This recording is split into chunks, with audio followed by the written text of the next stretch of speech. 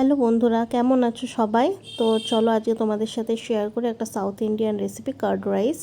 এটা বানানো খুবই সিম্পল। তো চলো দেখে নিই আমরা কেমনভাবে বানাবো। প্রথমে আমরা রাইসটাকে কি করব, ম্যাশ করে নেব। রাইসটাকে ম্যাশ করে নিলাম। এবার আমাদের যেটা লাগবে সেটা লাগবে হচ্ছে তোমার টক দই। তো টক দইটা তো খুব টক হয়, তো তার জন্য আমি অল্প একটু চিনি দিয়ে এটাকে একটু ফেটিয়ে নিয়েছিলাম। তো আমি ফেটিয়ে রাখা টক দইটাকে এর মধ্যে অ্যাড করছি।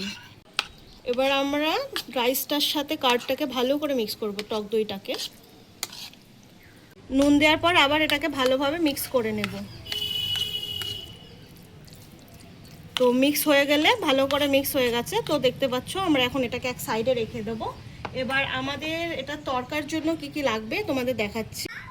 তরকার জন্য এবার আমরা নিয়ে নিচ্ছি কারি পাতা, সর্ষে, লঙ্কা একটা কুচিয়ে রাখা, ছোলার ডাল আর কুচনো আদা। এবার ফোড়নগুলোর জন্য কড়াইতে তেল দিয়ে দিলাম অল্প একটু, চাইলে আপনারা ঘিও অ্যাড করতে পারেন। তেল গরম হওয়ার পর এবার একটু সামান্য হিং দিয়ে দিলাম। এবার যে ফোড়নগুলো নিয়েছিলাম সেগুলো একে একে সব দিয়ে দিলাম।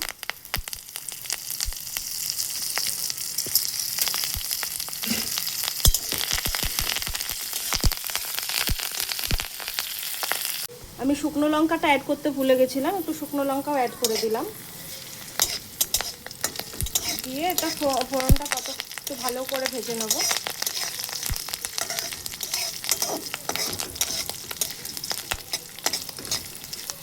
দেখতে পাচ্ছ এখন ফোড়নটা ঠিকঠাক হয়েছে। তো আমি এখন কিছুক্ষণের জন্য এটা বন্ধ করে দেবো, যতক্ষণ না এটা হালকা ঠান্ডা হচ্ছে। এবার রাইসটার মধ্যে অ্যাড করে দিচ্ছি তরকাটা।